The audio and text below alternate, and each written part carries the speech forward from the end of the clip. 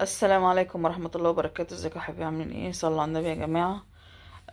واحدة بعتة بتقول ان هو جوزها عنده مشروعين، فمدخل امها بمشروع واخد منها فلوس، وصاحبه في مشروع التاني. بتقول بعد فترة كده، فامها بتقول له اديني بقى فلوسي. راح قال لها لا مالكيش، ما مشروعك خسر. فبتقول له خسر ازاي؟ ما شاء الله المشروعين شغالين وقايمين والدنيا جميلة. قال لا هو ده اللي عندي. تقول له يعني ايه اللي عندك؟ طب هتديني فلوسي، خلاص انا مش عايز. لا انت ما اديتنيش حاجه ومالكيش حاجه عندي. ازاي ومش ازاي؟ المهم شدوا قصاد بعض، راح ضربها بالقلم.